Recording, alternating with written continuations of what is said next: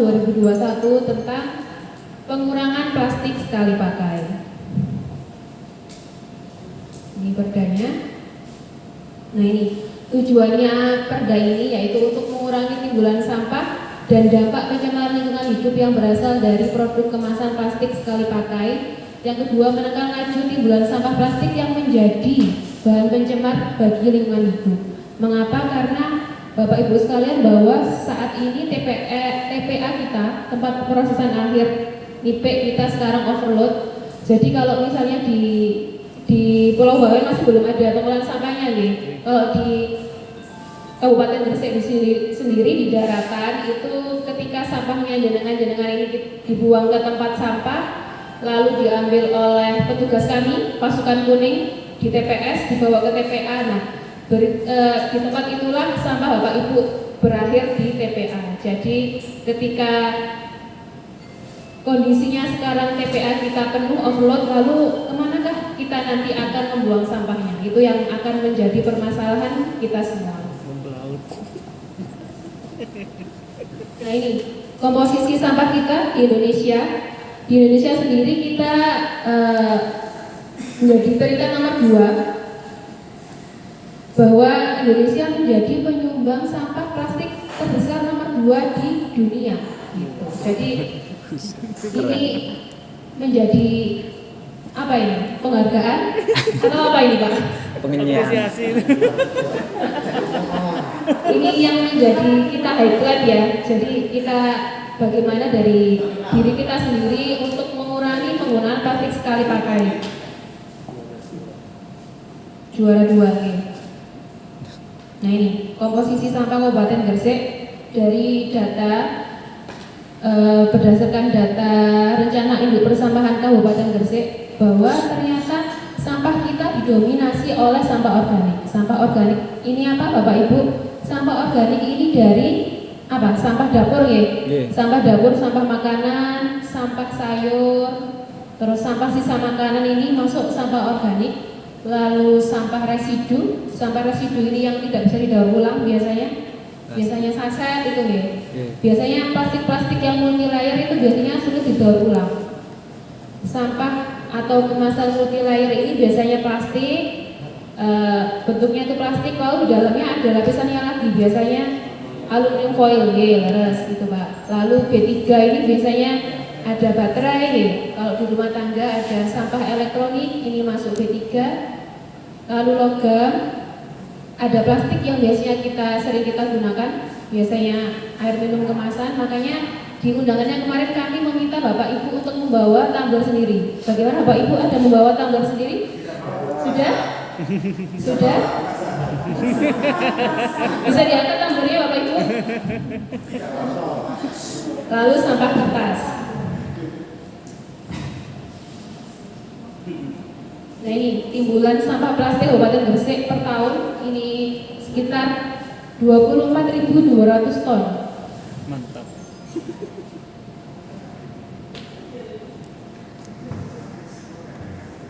Nah, ini kondisi TPA IP kita saat ini saya foto bulan Januari. Sekarang lebih penuh. Nah, ini. Nah, berdasarkan perhitungan dari kami dari UPT TPA bahwa dibutuhkan lokasi TPA terbaru karena diperkirakan mampu menampung sampah kurang lebih 17 sampai 18 bulan terhitung dari bulan Januari 2021. Maka kalau terhitung per bulan ini Maret 2022 berarti kalau berapa bulan Bapak Ibu? Nah, kurang 3 bulan.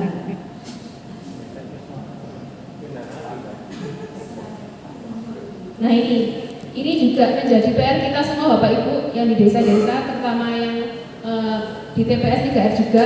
Kita sering menemui sampah liar di sudut-sudut area kosong, biasanya di tanah-tanah kosong. Kita sering menemui sampah-sampah liar.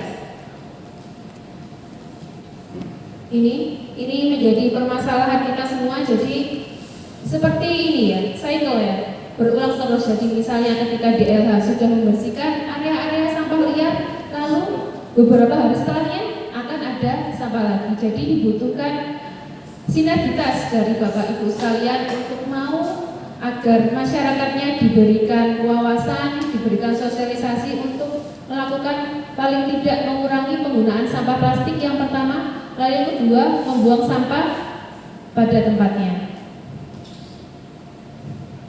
Ini sampah di laut di bawah ya. Oh mantap. Nah ini yang menjadi apa namanya rencana besar dari DLH juga. Jadi kita tahun lalu itu kita ada program Zero Waste Cities ya di Desa Gresik dan Desa Pekalongan. Itu dua desa tersebut mendapatkan reward dari kami TPS 3R-nya karena telah melakukan pengolahan sampah organiknya dan juga pemilahan. Ini bersama dengan teman-teman dari Ekoton dan juga ada teman-teman dari Patiro, ini Bu Kosia, itu juga telah banyak membantu kami terkait sosialisasi pengurangan plastik sekali pakai. Ini sampah di sungai. Ini kan juga menjadi perlu kita perhatikan ya, karena Bapak Ibu di sini ada yang pakai PDAM? Ada yang pakai PDAM? Oke. Pakai PDAM ya? Banyak bukan ada. Kalau bawah pasti belum. Nggak pakai.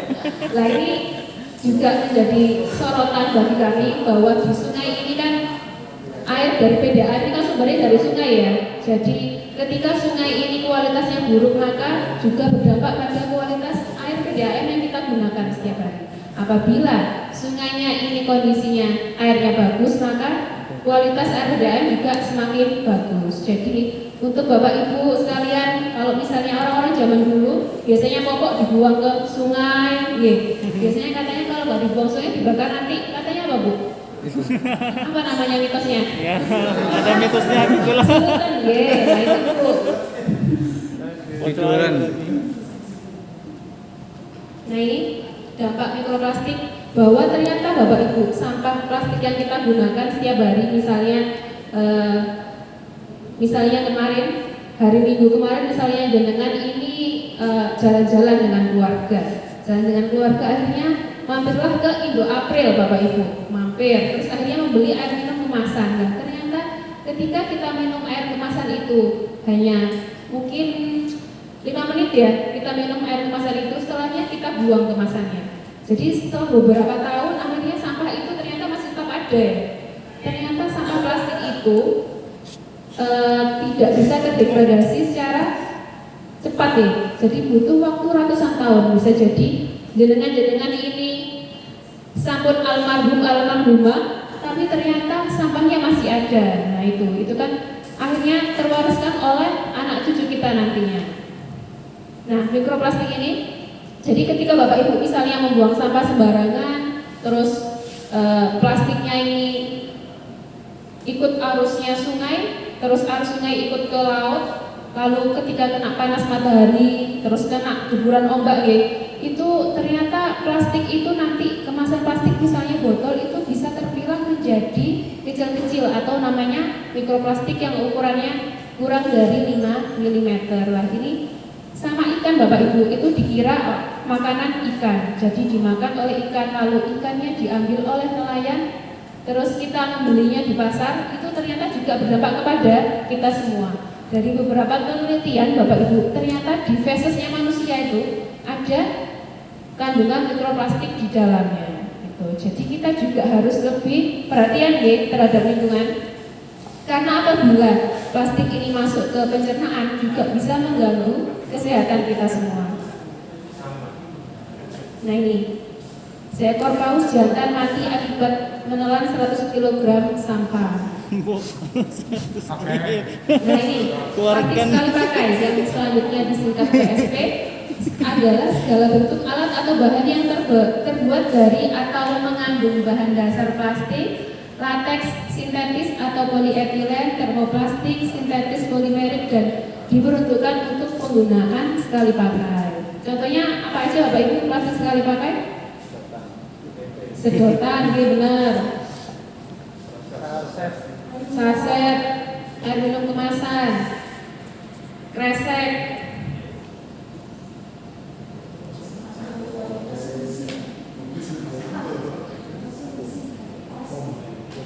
Nah ini Bapak Ibu, macam-macam plastik ya. Nah, Entek. Dian.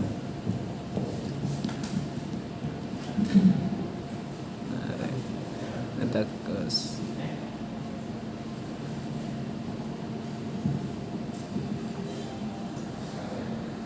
Nah, seringkali kita mengenal 3R ya. Sekarang kita lebih spesifik lagi ke 6R, yaitu yang pertama berpikir ulang. Jadi misalnya kalau Bapak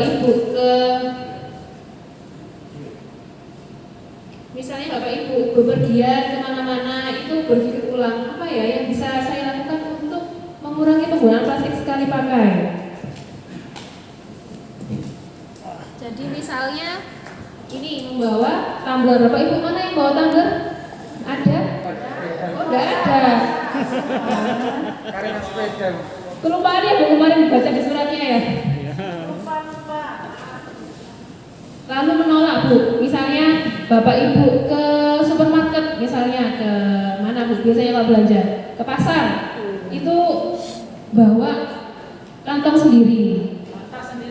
Nah ini misalnya bawa kantong sendiri kayak gini. Lalu mengurangi Bu, misalnya Bapak Ibu kalau misalnya tadi ya mau bepergian membawa botol sendiri, kemana mau bepergian bisa bawa bekal sendiri, atau misalnya mau beli soto atau bakso bawa kantong sendiri. Jadi kita ini Bu, kita flashback ke belakang untuk belajar ke apa Bu? Ke kebiasaan-kebiasaan orang zaman dulu ya. Kalau misalnya membeli makanan sebelum plastik ini tenar seperti saat ini ya. Jadi orang-orang zaman dulu kan kalau misalnya mau ngasih apa-apa itu pakai kemasan, misalnya mau atar-atar ya, biasanya pakai piring, terus nanti piringnya dikembalikan lagi. Kalau sekarang kan pakai kotak semua ya. Lalu misalnya reuse, menggunakan ulang. Dari pandemi kemarin kan banyak hobi-hobi baru ya. Itu misalnya nanam-nanam tanaman pakai apa?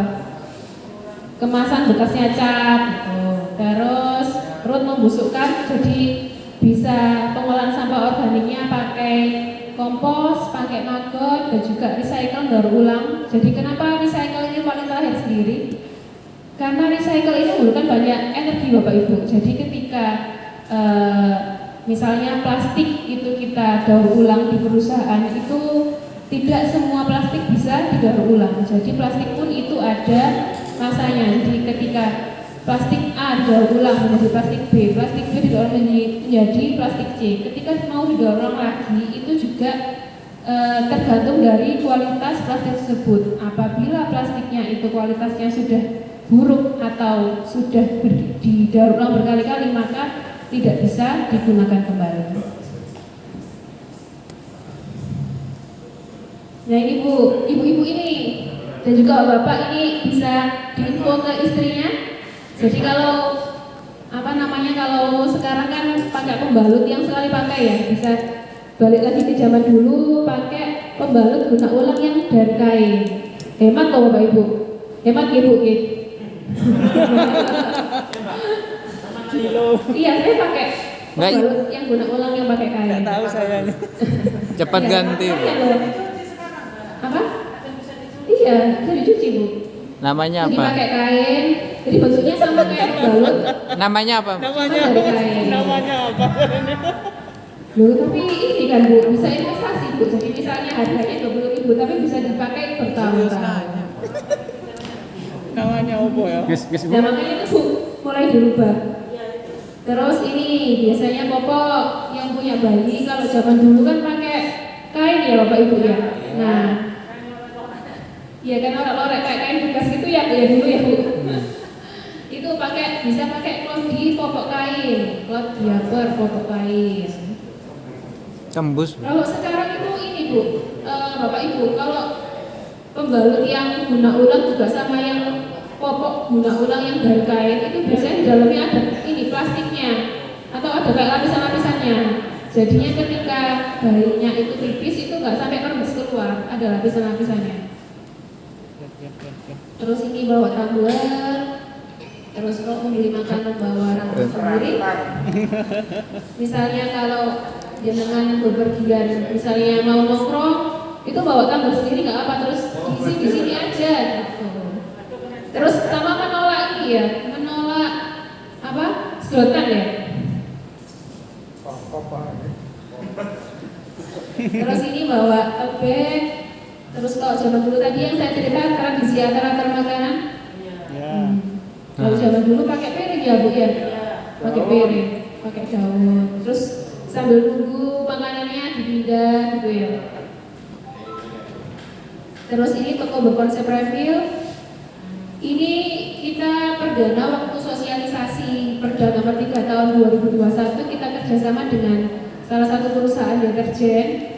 Jadi perusahaan ini juga mendukung sistem zero waste. Jadi kalau misalnya Bapak Ibu juga mau pengen untuk menerapkan ini juga bisa membeli deterjen mulai dari deterjen cair, terus sabun cuci piring itu bisa dibeli di daerah KIP sana. Jadi ada kendaraan yang mobile yang bisa keliling-keliling, bisa Bapak Ibu panggil kalau misalnya Bapak Ibu mau memulai sistem zero waste dengan mulai dari membeli deterjen.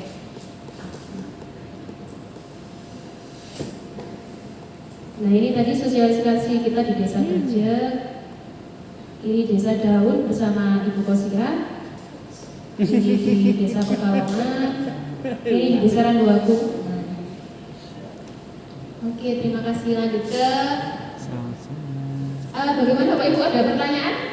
Yang namanya apa ya, sebutannya ada telobek. Terus memang itu menjadi salah satu ini apa namanya perkembangan dari penelitian dari teman-teman yang ingin lebih ramah lingkungan, tapi juga kita kadang-kadang ada pula kemasan-kemasan itu yang memang lebih mudah terurai, lebih mudah. Biasanya kalau plastik-plastik yang Indo Upper itu kan lebih mudah, jadi kecil-kecil gitu ya kadang-kadang ya. Itu tapi ternyata itu memang ada masih ada kandungan polimer plastik Bu. Jadi